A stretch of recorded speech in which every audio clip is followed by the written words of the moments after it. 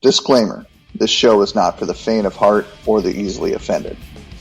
The views expressed here are that of the show hosts only, and not their wives, girlfriends, husbands, boyfriends, polygamous partners, employers, music artists, businesses, or anyone other than the Cognitive Disillusions podcasters. The explicit tag is there for a good reason. Please proceed with caution. Every one of us will have to decide whether or not we want to keep this great republic or whether we're willing to sacrifice it and surrender it to tyranny.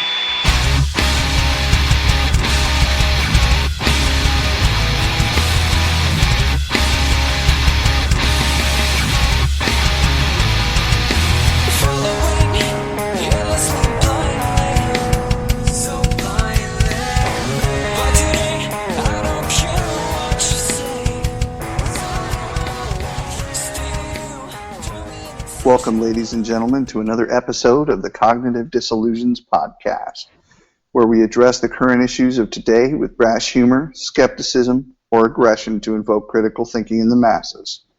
We take our tightly held beliefs, everyone's tightly held beliefs, mash them up with current events, politics, and religion, then throw them to the fires of skepticism. We magnify the so-called logic, then blow it all up. There is no green zone of safety for a lack of critical thinking. This is episode number 11. Your hosts today are Joel, John, and I'm Al, and we are your tormentors. How are you both doing today? Wallowing in mixed blessings. I'm doing fine. Okay, so what's wallowing in mixed blessings mean there, John? Well, I get it. People are going to be people, but workplace fuckery, people just being stupid. Okay, so my wife and I are both educators. I'm not going to go into details, but at least not too much details. I'm a teacher. My wife is a para. That's about all you guys really need to know. But the your wife is a what? A para educator. Can you just for my so teachers actually have to be credentialed by a state or other organization. That means going to school, getting a credential, and then the state looking at you, examining you, and saying, you know what you're talking about, bless off on you, and you can go have a classroom. A para-educator is a little bit different, like a playground monitor, somebody who sits with special ed kids, people like that. They're allowed to be alone with children because they go through a background check and all that stuff, but they're not actual teachers. They're teachers' assistants, really. A teacher's assistant is a paraeducator. So okay, there you go. So not my that wife, that's 100% important to this. I just didn't know what it was. So sweet, too easy. So yeah, my wife's a paraeducator, and she's getting a lot of. She has, as I'm sure a lot of people do when they start a new role. She has some misgivings about, am I going to be able to do this? Are the kids going to be rough? Am I going to get too much flack from X or Y or Z? Well, it turns out the kids are decent. I mean, she's working with SPED kids, so there are issues, but they're not issues that she can't deal with.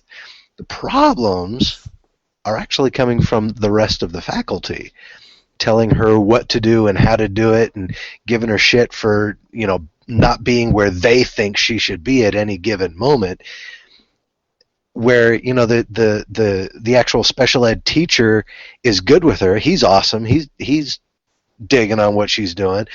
The principal is digging on what she's doing. Even the superintendent, who actually works on the same campus with us, even she thinks she's doing decent job. But the other teachers, the other elementary school teachers in particular, not so much the high school teachers, but the elementary teachers, are just giving her all kinds of shit. It's like a cat house, and I feel so bad for my wife because I'm encouraging her to do this. I told her, no, the kids are going to be great. You're not going to have any problems. And I was right. The kids are great. But it's the other faculty that are giving her shit. What the fuck is up with that? Let me ask you a question. Just and I may relate some of this to some of my experiences as we move along the topic here. But generally speaking, would you say that that these people that are behaving in this way towards your wife, are they male or female generally? Female. Yeah. So I think there's something typical to female that. cattiness? That's what I was kind of getting at.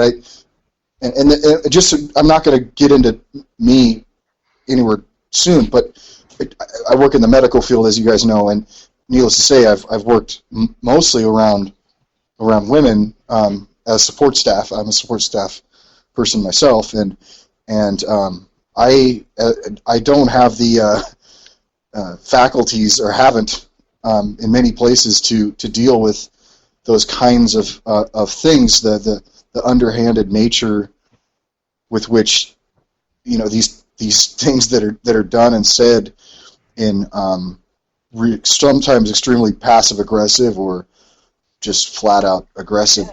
I don't know how to navigate that, just because I'm a very open and honest person, and I think that it does come as a shock to people that are open, honest, thoughtful people when other people just don't behave as if being honest or thoughtful about other people's feelings. They just don't consider it. It's almost sociopathology manifest in an environment in which you're really dependent on this. You really need to be at this place.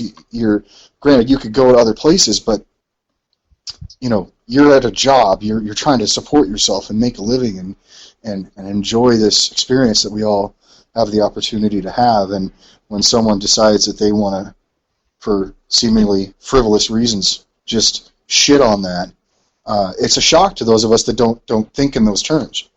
Well, yeah, and it's not just first of all, let me say it's good to hear that it's not just the small town atmosphere. This stuff goes on in bigger businesses as well. But it goes directly into human nature, and that people want to be, they what, I'm not going to get into that topic. That's a whole other topic. But yeah, why? See, the biggest problem is she works with two different kids, and they're both special ed kids, and part of her mandate is to allow them free range during like recess and lunch. She can't restrict them from going where she goes, and yet at the same time she's supposed to stay with them. So when one goes in one direction, the other one goes in a different direction.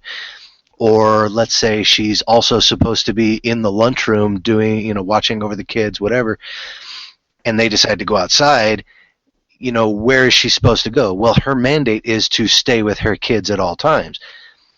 Well, what do you do then when some jackhole decides to give you shit about, oh, you're supposed to be in the lunchroom? Bullshit. No. Like I've counseled my wife, you don't need to listen to them. You don't need to do that. Do what the boss is telling you. Do what your mandate says. If you're supposed to be with your kids, go be with your kids. And it's just the other faculty giving her shit about going and doing things that they think she should be doing when, no, actually she's doing what she's being told. That's the kind of workplace fuckery that I'm talking about. I'm talking about people thinking they're a boss when they're really not a boss. Yeah. I sometimes, because I am a supervisor, and haven't always been by any means, but I have something I've said in the past to people that are doing that, even though I'm the supervisor, let's say, and what I say to them is, and this is, I don't know, it's kind of a joke, but it's serious, is, by the way, I have some great news for you. You don't have to worry about any of this stuff. We've got people here that it is their responsibility to worry about this, but fortunately for you, you don't have to. That's not something you have to worry about. So let me kind of do my thing here as I see fit, and of course I'm still learning and all this stuff. But just remind them. Here's some great news. You don't have to worry about what I do because it's not part of your job description. Isn't that awesome? Yeah, just wave at them, say thanks, and move on. Yep, absolutely. Well, I dealt with that a lot in my last job. People thinking they were bosses when they weren't, and even staff outside of our department thinking they were in charge of me because of their degree or whatever. And a lot of the times I go, oh, that's interesting input. I appreciate the input. When did you get promoted to my fucking boss? Go away.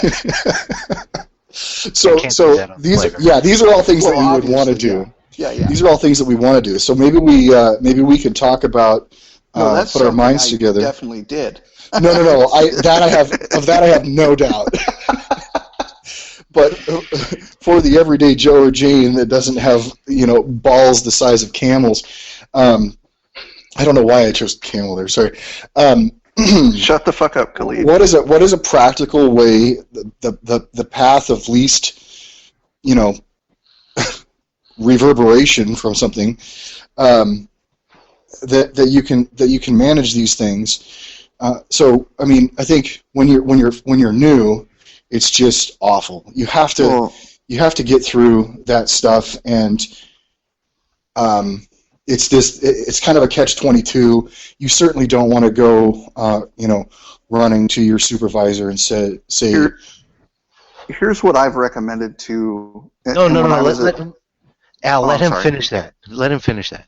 Go ahead. Yeah, so, I mean, I'll tie it up quickly. So the only thing I'd say is you're in this catch-22 where you don't want to be the person that's going and saying, well, I'm not being, treated right on your, when you've been working there for a month or something like that. You want to try and find a way to figure these things out yourself, these interpersonal issues that come up, and yet you, just by designation of being new, you don't feel particularly empowered oftentimes to stand up for yourself, which eggs people that are inconsiderate on to do more and more. So finding a balance between, okay, when is it really incumbent upon me to speak to a supervisor, and when should I blow it off, and when should I take a stand? Those are really kind of tough decisions that I think experience is empowering through those things is the only thing that'll fix that in a long term, and it just sucks for a while, You're digging on it. So, and I certainly empathize. Holy fuck, it's not fun. Many people are just assholes, and the only thing. This is trite to say, but the only power that you have is how you react. In those cases, it's really it. I know it eats at you. I get it. It eats at you, but you got to find an outlet somewhere where, probably outside of that context, to remember that life is about just enjoying, again, this experience that we're all so lucky to have. So it's so important to leave work at work, come home and have fun with the people you love and care about, and it's reciprocal. So, I mean, that's the only thing. It's going to get better with time. How much time before it doesn't, how much time do you wait? How much time do you put up with it before you're like, okay, this isn't working, I have to do something else? I don't know. It's all relative, but She is listening, and she's nodding, and she's starting to. I'm biting my tongue extremely hard because Well, what there's- I'm telling you is that in a previous position, people's perspectives like this cost me the job because Yeah. their management believed them instead of me, who was telling the truth.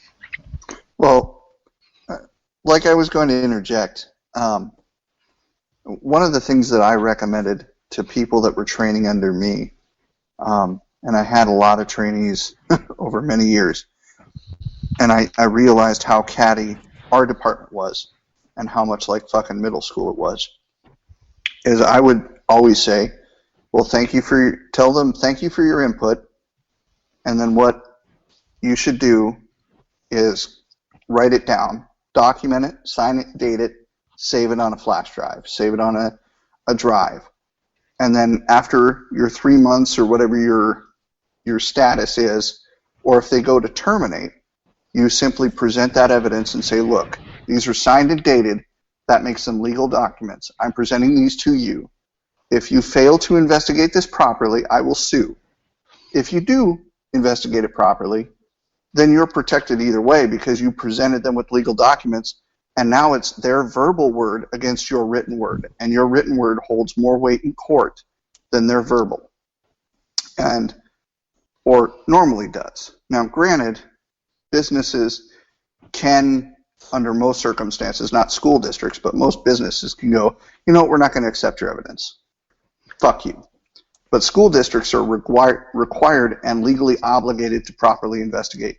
And they have to throw out all what's called unsubstantiated evidence, which is he said, she said, unless it's written down, signed, and dated. And if you establish enough patterns with Susie Q said this on this date, Susie Q said this on this date, now you have what's called a hostile work environment complaint. And you can legally press charges, not just against a school district for wrongful termination, not just against the school district itself, but also the individual employee. Now, granted, I'm not a lawyer, so that's just me talking about what experiences I've dealt with, because that type of documentation has protected me in the past. Well, do you think it would be good to find tools and methods to I feel like we're putting the cart before the horse a little bit on that, and almost admitting a kind of defeat. So maybe some of the things that would be, and that's not to say that's not good advice to write things down. I absolutely support that. I don't know the legal ramifications of such things, but it's good so that you have your thoughts together in an organized way. Should anything happen. I wonder, what are some methods of communication that one can use to try and mitigate that situation from really popping up? A good solid bitch slap works quite well. Well, it works well at doing something, not protecting your job. Can't do that on the playground either. Well, you can. It's just not recommended for keeping your job. All right, hang on. My feelings are on it is that it is mostly because I'm looked down upon, because I'm not at the same level as they are. And I know this just because some experiences that my husband has had there working with more than one position. We are fill-in people. What you need us to fill in for, call us. We need a job. We'll come do it. It's legal work. It's honest work. We'll take the work. And when you go from a higher, more educated position one day and the next day you're scrubbing the floor, they look very much down on you for that. I actually had that happen to me. I was subbing in the second grade, and then a couple days later I was subbing for the janitor, and the regular second grade teacher was in her classroom, and I asked her, hey, how did the how did my notes go the other day for second grade? And she didn't realize that I was the guy who was subbing for her. She basically she started talking down to me like, yeah, you don't need to worry about what the sub was doing. You just need to worry about your job. And I'm like, really? I was the sub. Here she is talking down at me like, dude, you're just a janitor. Shut up. What do you care? Well, let me say this, and I really want anybody listening to this to take this to heart, and your wife as well, just because this is obviously something she's having to deal with right now. These things that you guys are describing, these are character flaws not on your part, but on theirs. And, we have to remember that. You can't allow those things, because I know there's this thing that happens that you start to question yourself, and you shouldn't do that with that kind of a mechanism. This is them. They're probably miserable people, and they're just out there trying to be a bigger fish in a small pond. And you know what? Life is bigger than that. So you have to protect yourself. And I'm not suggesting that that this solves that kind of a problem, but how it eats at you. You have to just remember this. I'm doing the best I can. This person's just an asshole, and that's on them. I got to figure out how to navigate swimming in waters with an asshole, but it's not my fault. And that's something that's the most basic level that you need to approach this from, and I think that will actually help in your decision-making process. Yeah, she's nodding. That's good wisdom right there, man. I can fully appreciate where you guys are coming from on this. It's a tough scenario. It really is. And not to take away anything from it, but to show understanding from my part. When you work in a security type field, you're looked down upon as the redheaded stepchild. You really are. Hey now, I'm a redheaded stepchild. Well, we still love you, though. Oh, yeah, okay. Khalid. Okay. The only redhead named Khalid. Awesome. And when you work in a medical field like I used to, doctors, nurses, executives look at you and see a uniform and go, "Oh, that was a knuckle dragger who didn't graduate high school." Yeah. Not realizing that the majority of our department, the department I used to work for, most had 4-year degrees. A lot of them were former cops. A lot of them were active or former military. And, the average IQ of our department was 180. It's fucking ridiculous how intelligent these people are. And a lot of us investigators, I have the IT side, static manipulation. We had guys, one of the guys has a fucking master's degree. So they look down upon us just like they look down upon the EVS worker, the quote-unquote janitors. And a lot of those people had 2 4-year degrees, And it's a weird position to be in when you're talking to a doctor and you're telling them, hey, this is what you need to do. These are the steps you need to make. And you get this attitude of, why should I listen to you? Well, because I specialize in this fucking field, dumbass. How about you listen? Unfortunately, you can't do that. In my former job, I could go, look, motherfucker, you may have a doctorate. I have 198 IQ. You can kiss my ass. You can take my advice, or you can fuck off. I don't care which. And I got away with that because that's what you could do. But I do empathize. I do understand where you're coming from. And I really don't know how to advise in a school environment other than, telling them with a smile, thanks for your input, but I have instructions that I have to follow, and then document it for a hostile work environment. Because really unless you confront them and can aggressively confront them, they're not going to get it through their heads. They're really not.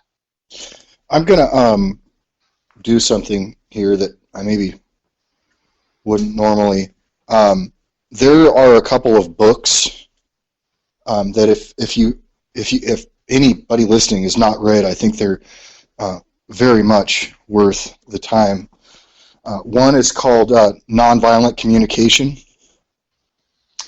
The other one is called Wolf in Sheep's Clothing, How to Deal with Manipulative People, or something along those lines. And it doesn't change how other people behave, but what it does is it gives you a perspective and tools, like actual things to do when you find yourself in situations like we're discussing. That again, it just mitigates a little bit of the risk to you, because you're being thoughtful about what you're doing, and you're putting effort into making the situation better, and that's all you can do. You have no control over what somebody else is going to do. So I would recommend to anybody to check those 2 books out, and I can get better sources and have those for the end of the show on the outro. Yeah, I mean, again, it's all about controlling the things that you can control, managing the things that you can manage, and trying to break out of that sphere is where things where you're now reacting as opposed to, really not reacting and just giving things time and breath. It's when you're reacting with type A thinking versus type B that things just tend to spiral and snowball. So I don't know if those will be helpful in this situation. Like I say, it's all about adjusting where you are in the continuum of risk ever so slightly, in hopes that you'll kind of find a place at which your momentum will carry you to success. So I've got some questions if you're comfortable answering a few. Give it a try. I don't know who you're talking to here. John Okay. and his wife. I don't know if she wants her name on the radio or not. I'll answer. I'll guarantee. If she, she probably won't have any answers, but I will. Okay. So are the teachers there? Are they union? Yes, state union. Okay. Are there administrators there that are supportive? Or Yes. are they? So the administration is supportive. Yes. Okay. So, can I just real quick interject here and say that there was one thing that your wife said that suggests that might not really be the case, and when she said that, and maybe she was referring to a past experience where someone was saying things that weren't true that cost her job. That was a different job. That was a different job. Okay. Try not to let those awful experiences, push you through into this one. Just going to throw that out there. You got to take this anew, especially if you do have supportive people. I would wonder too if you have the ability to speak to some of the people that you've mentioned off the record to try and see if they have any advice on how to deal with certain situations. She was nodding. That's good. That's good advice. Yeah. That was going to be my next question. Is there an administrator that's high enough up the food chain to go, look, I'm not trying to get anybody in trouble. What I'm trying to do is I'm trying to understand how best I can do my job so that I can get along with these people. Are there any personality things that I need to be cognizant of?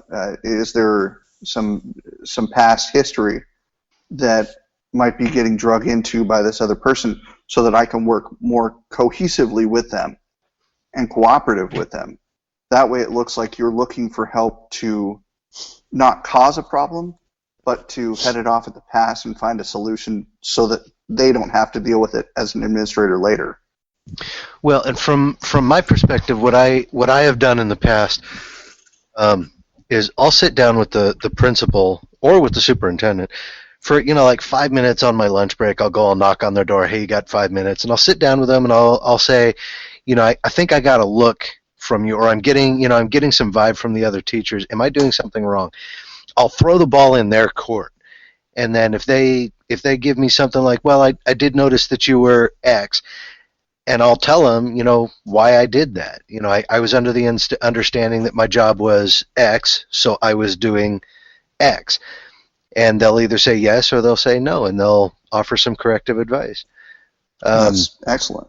She has not had the opportunity to do that yet, but I Gotcha. Well, yeah, and she's pointing out to me right now that she has to be with the kids, and again, during your lunch break, you probably get away with that, but yeah. Well, Okay. even sending an email to the superintendent saying, hey, just for clarity, just to ensure that I'm doing the right thing because I'm hearing from other people that they're saying I should be doing this. I would like to know 100% positive that I'm following policy, I'm following the instructions that you want. This is the scenario. Which of these options should I do? Have it in writing. They'll respond in email. That's good advice, and I've done that in the past. But from my own perspective, the personal touch is very important to me. I mean, I want to be, especially when you're talking about these controversial topics, especially if the school has a history of this sort of thing. You don't want it. You don't want the possibility to be there that authority figure is going to read that email in a certain fashion. You want to be sitting in front of them. You want them to hear your tone, your inflection. You want them to see your facial expressions. You want them to see if your eyes are starting to well up, and show them how important this stuff is to you. Well, and the other thing too, I would actually do everything Al said, except I would frame it. I actually wouldn't say that I'm necessarily receiving criticism from other people. I would just put it this way, because it's sort of implied, but then you're not sort of telling on somebody else. I would frame it up. I had this situation. I wasn't. I thought I knew what to do, but I'm not sure. What do I do in this particular situation? Or you could even frame it up like, I've been here for working for a month, and I want to know if there's any feedback I can have so that I can keep improving, because that's certainly my goal. Yeah, absolutely. That's a great addendum to it. And you're right, John, that the personal touch is always best. I'm looking at it in a situation where your wife might not be able to get that 5 minutes here or there. Right.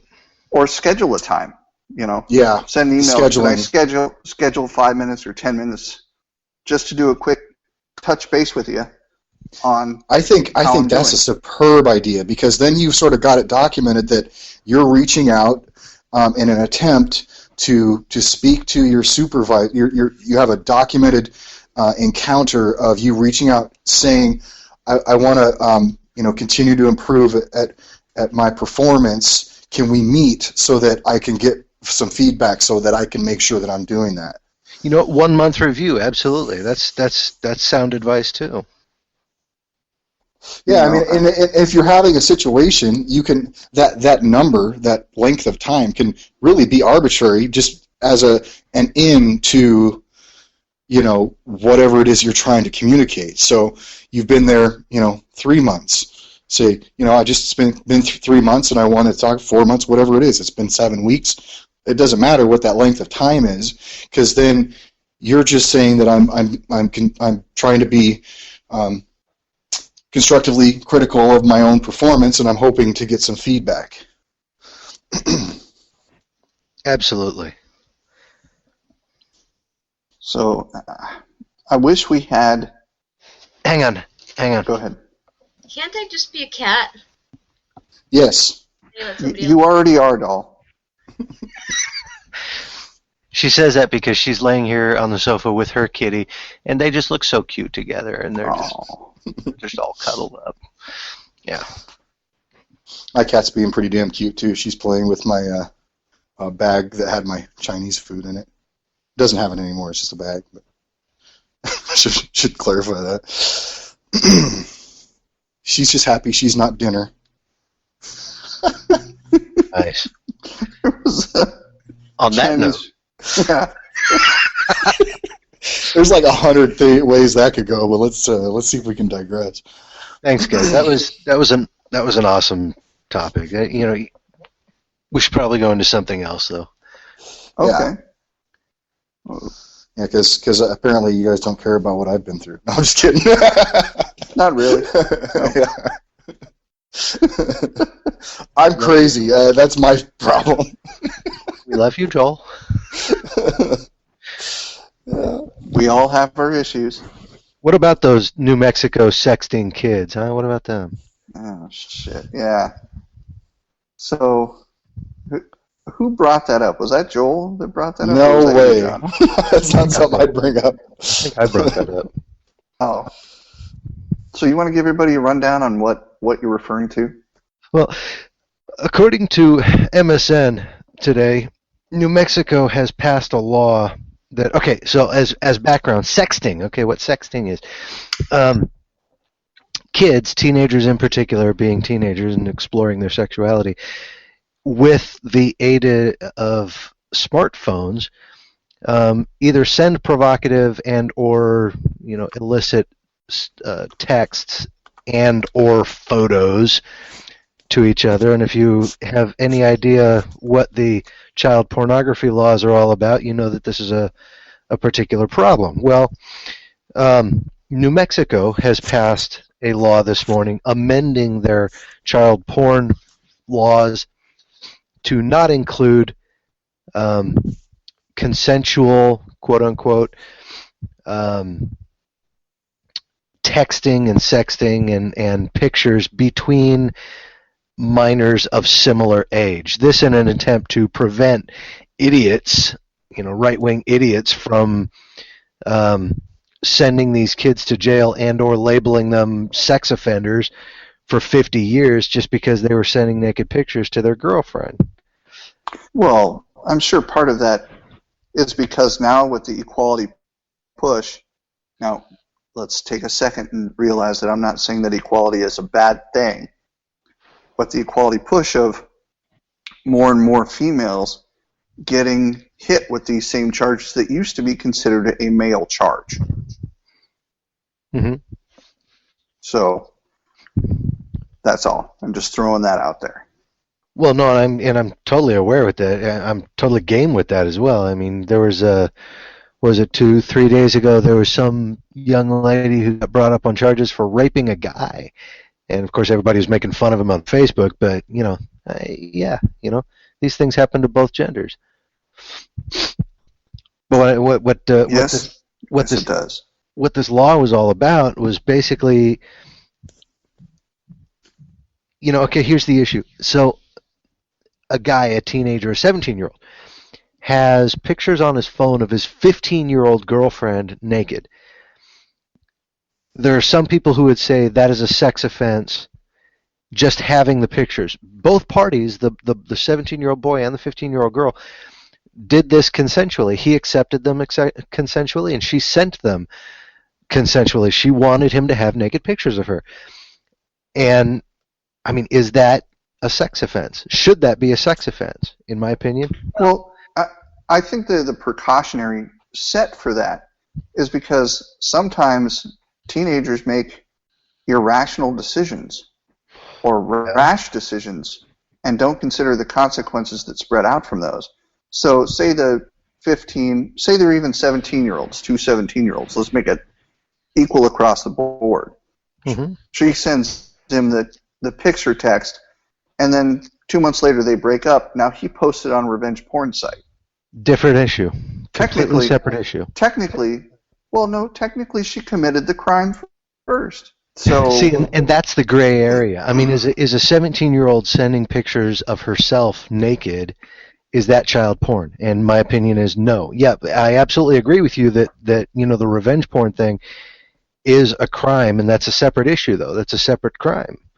What these people are prosecuting kids for is merely sending photos of each other on their smartphones, and some of these kids are being labeled as sex offenders with a 50-year tag. Some of them are going to jail for 10 years. It's still transmitting child pornography, even if it's two 15-year-olds. You're telling me that a 15-year-old boy isn't going to show that picture to his friends? I'm absolutely not. He probably will, but... And send it to his friends? Okay, so who's the victim there? Technically, both of them are. Can I just kind of interject here? I think that an interesting place that maybe would be to start is with some of these kinds of things that, again, we're still trying to figure out the morality of these somewhat new technological advances and how to do it. And I think that it's a mistake to immediately jump to the conclusion that these things need to be what's the word I'm looking for? Legislated. Legislated. That we need to. The first response should not be to legislate morality. Now you have to do that in some cases, but that shouldn't necessarily always be the go-to thing to do. Some of this stuff needs to get worked out at home. Some of this stuff needs to get worked out through education of various means, home, school, what have you. And then, if we... Hold it right there. Let's talk about those three issues real quick. What happens if parents are afraid to talk to their kids or don't talk to their kids about this stuff?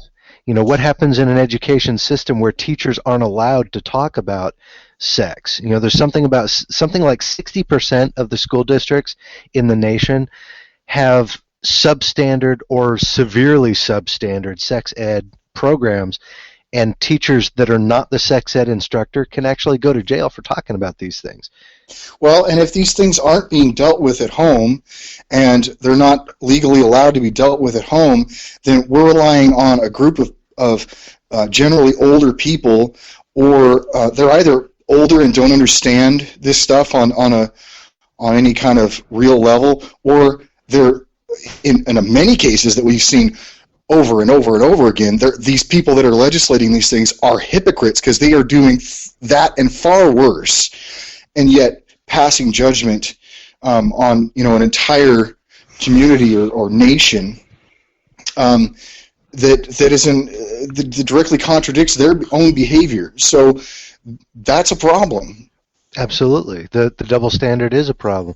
A related topic, of course, might be, you did mention it at home. A related topic to the double standard is how do we handle parents who are not spending enough time with their kids or have enough of an active relationship with their kids to know what their kids are doing online? When I was a kid, my parents would leave me alone in my room because I had, the most technology I had in my room was a turntable and maybe an Intellivision or Atari. Yeah, I'm showing my age now. God, I guess so. For the most part, I played with my Legos. I didn't have a smartphone. I didn't have a computer that was connected to the internet. The internet wasn't even invented until I was in my 20s. So, the internet had been invented, but it wasn't a publicly accessible thing. Shut up. Sorry, you just described for the entire listening audience that you played with yourself. I'm just saying. Well, when you put Moving on. So my parents didn't have to worry about what I was doing online, but parents now do have to worry about that. It's the complaint of every generation that the next generation is fucked. The next generation is irresponsible and idiots. But in a big way, because of the internet and because now of the ubiquity of the smartphone, the universal usage of the smartphone, parents are dealing with a particular situation, teenage angst, in a different way than any generation has ever had to deal with it ever in human history. That's exactly right. And that's why conservative principles aren't going to work, because conservative principles by nature are, we want things to generally stay the same. That's what conservatism really is keeping things as they are. And that's not... I didn't notice that you said we.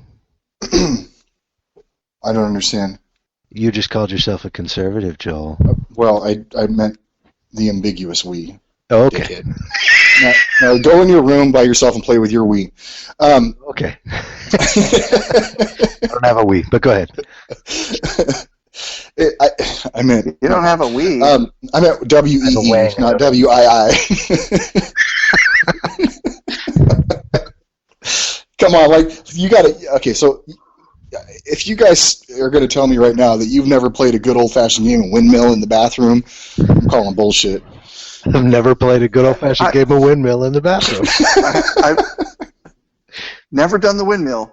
Maybe the Dutch rudder, but never the windmill. The Dutch rudder. Yeah, Mal. Oh, it puts the lotion on its skin.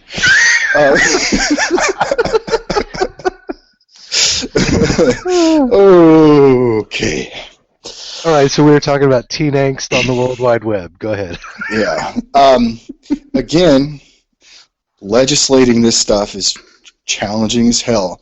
I realize there's a lot of parents out there that, for the same reasons that we see our young people disconnecting in some way. The generation of parents right now are not very far removed from that similar style of social sort of behavior of that disconnect. So I don't think there's a lot of,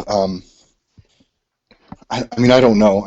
I certainly see that there's probably more of a self-centered attitude in society today, and I think it's really starting to come to fruition what that, how that's going to impact all of us. So Me thing, I thing, yeah.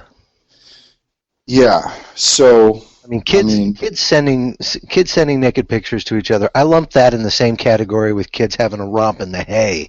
That's the same kind of exploratory behavior that every generation has ever seen. See, I don't, and here's why. Because if you got two kids in the barn, going at it, say little Jimmy comes over and sneaks in, catches a peek. Jimmy sees, and they know. It doesn't go to the fucking world.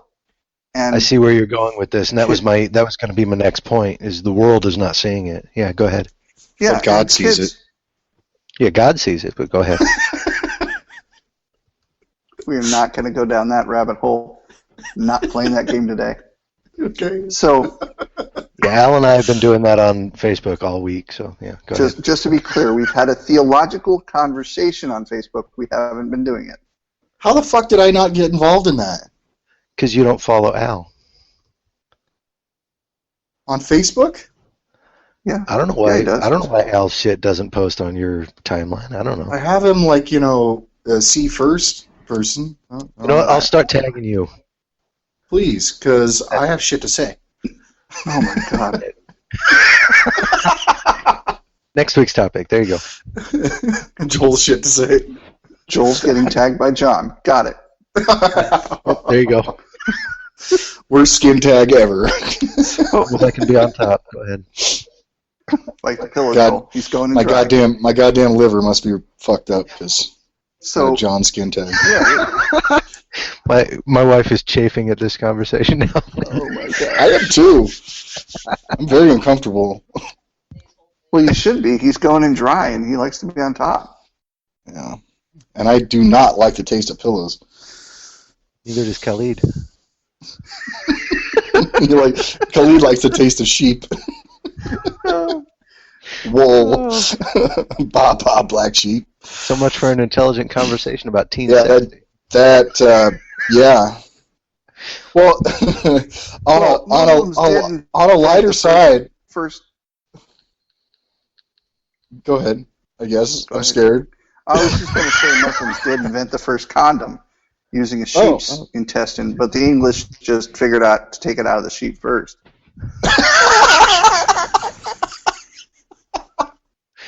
Damn, Al. Oh, that's fucked up.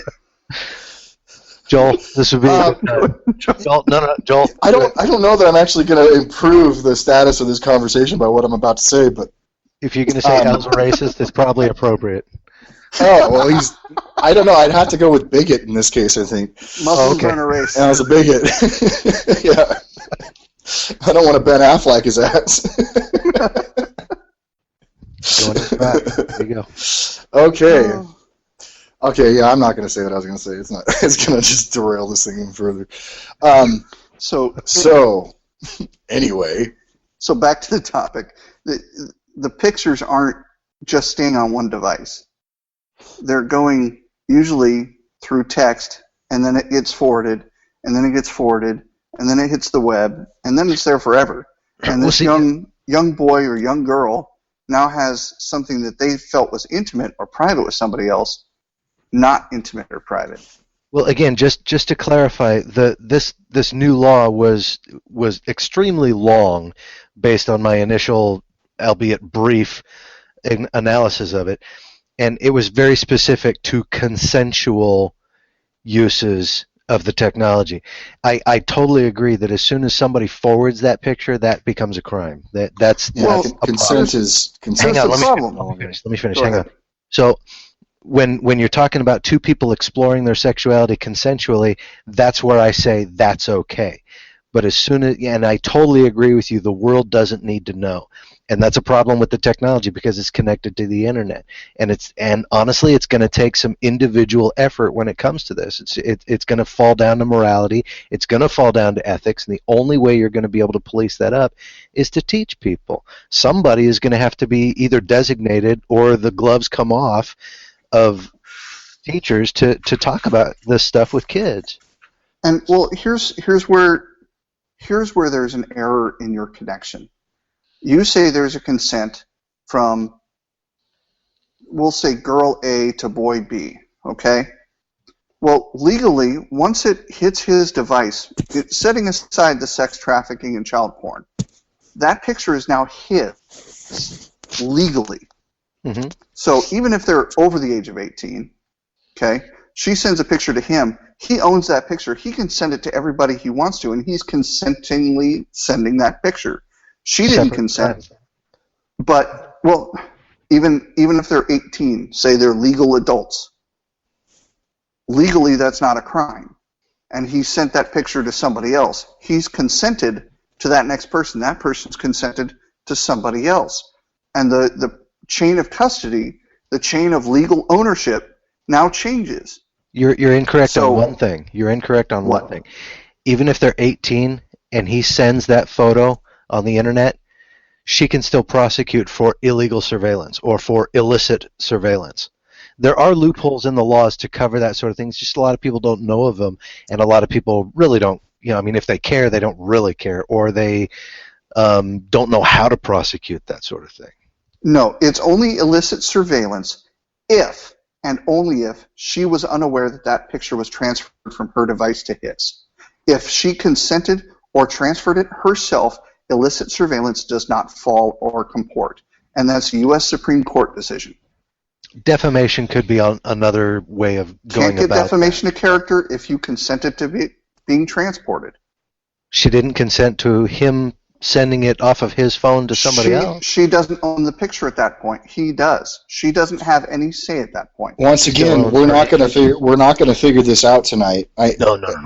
What I mean, it gets down to we've got to hit this sooner. We've got it. We're now in a place where there's no good outcomes. Okay, so the only way to deal with this situation is to prevent the thing from happening in the first place to the very best of our abilities. Maybe there's another way about this of educating people. And I don't know how successful these kinds of campaigns are, but we do get our public service campaigns. We get our the more you know, the more you knows, stuff along those lines. Girls have a higher chance of getting pregnant than boys. The more you know. Yeah. In all seriousness, though, like, I don't know what to say. Not educating kids about this stuff. It's just not an option if you want your kids to, if you don't want your kids to have to go through this, you got to do something. You have to. I agree. I don't know what else to say because problem with education. You guys are arguing over things that it's done. The damage is fucking done. It's already done.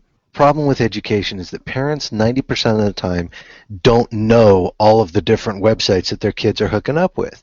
And they don't know where these pictures are going. They don't know how this stuff is going on. There are actually some apps that are specifically targeted at teenagers so that their parents don't know what the fuck they're doing. And that's what I'm getting at. That's the point. The crux of what I'm saying is that's just not an option anymore. Well, and I don't think you're going to find a disagreement on the fact that the kids should be educated or exposed and said, this is what could happen, this is how it does happen. The concern I have is based in the fact that you're talking about children. And children, as we all know, learn through, like most adults, mistakes. They fuck up. And you've got kids, especially teenagers, when the hormones are driving and they're getting sexually active, they're not thinking with the upper brain. So these choices aren't going to be oh man, I better take steps to make sure this doesn't happen. They don't think that way. Well, and then and maybe the maybe the most fucked up solution to all of this is that if everybody's exposed, nobody gives a fuck. Well, yeah, let's not go there, Joel. Come on. No, I'm just saying that if we can't do anything about it, then there's no reason to talk about this. Honestly, I disagree. that's a really steep, slippery slope right there, man. Well, if you're going to go with that argument, Joel, why do you discuss theology?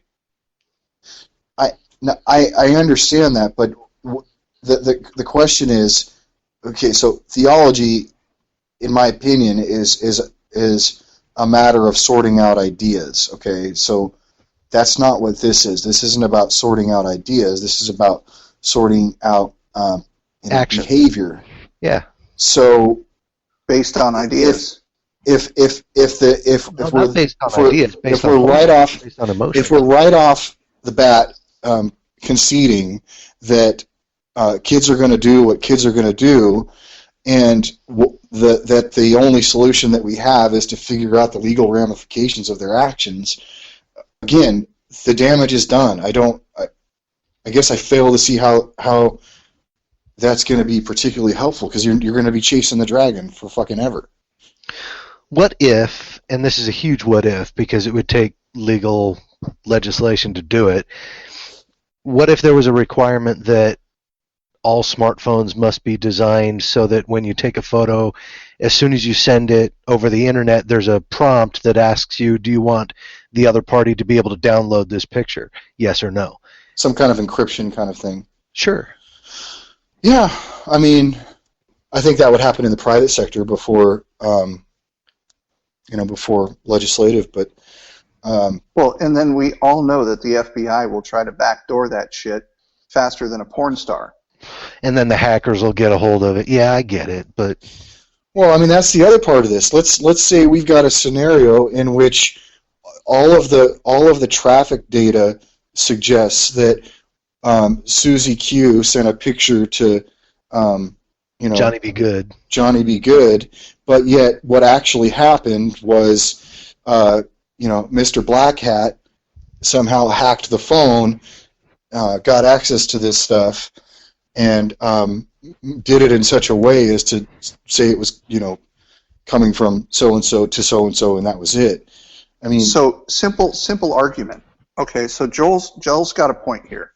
A lot of teens use their iPods, iPhones, Samsungs, Droids, Androids over Wi-Fi, free Wi-Fi at coffee shops.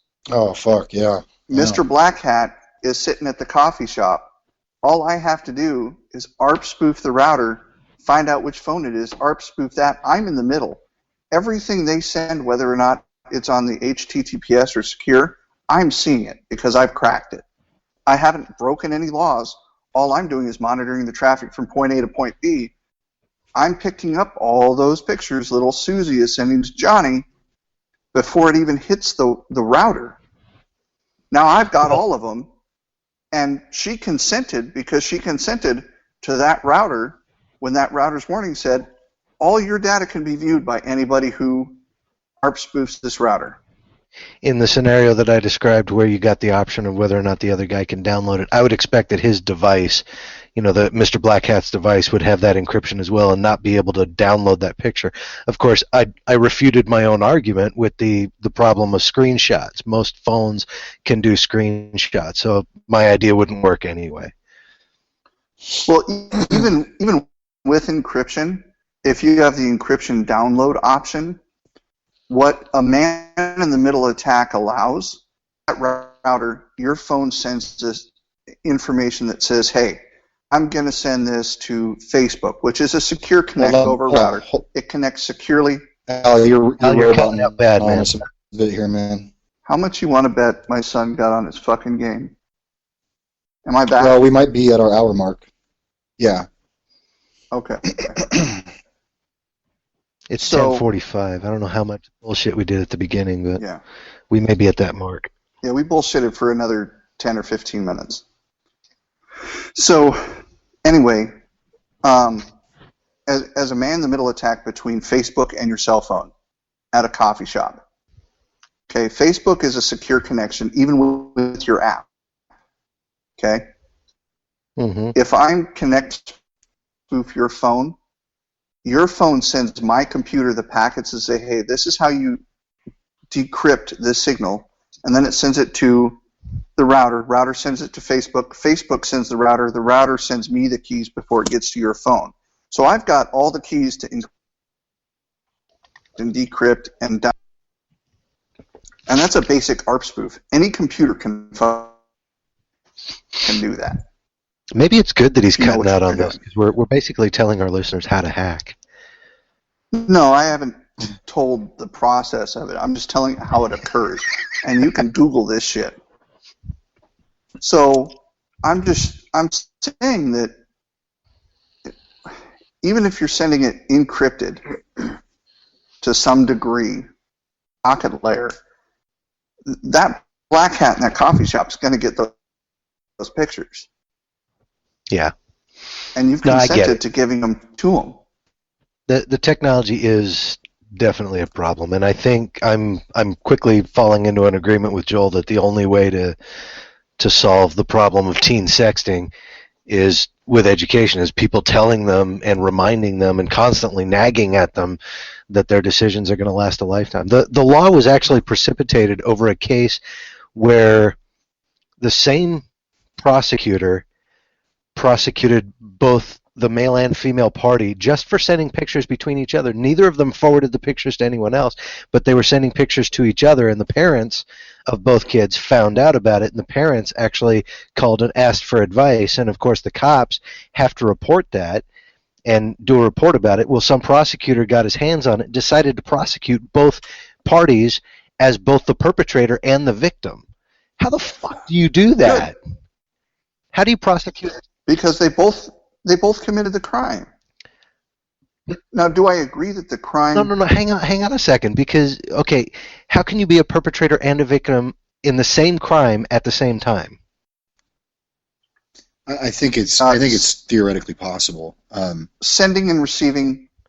If the crime is the crime, how do I say this?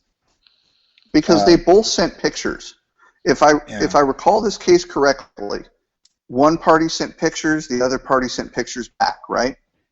So you're the victim of one set of pictures. You're the criminal in the act of sending the other ones back. Because it's not the fact that... The irritating part here is that the parents actually got together, talked to each other, and said, how do we deal with this? They went to the police for advice on how to deal with this, not to report anything, but because it was a child porn thing, the cops had to do a report on it. They're mandated by law to do so. And then a prosecutor was the one who maybe there's your fucking answer. Don't trust the system in that way. I'll agree with that, but where does the prosecutor come in? Who the fuck is this prosecutor to just come across this case and say, you know what, I can get 15 minutes of fame off of this? Yeah. Who the fuck is that guy, you know? Well, that's a whole other podcast. Everybody truly has their police send the information to the prosecutor and say, hey, we believe a crime is committed. The prosecutor will look at the evidence and go, was a crime committed? Yes. Now I'm obligated to prosecute this crime federally. The conversation's becoming untenable for technical reasons. So we want to, of course, thank everybody that's taking the time to listen to our conversation. And by all means, if you have any thoughts that you would like to share or add, please feel free to do so in the comment section. And we will do our best to try and address them as they come along, and maybe have some conversations that can get some better ideas rolling here. So you think you can break me, but you won't. Don't think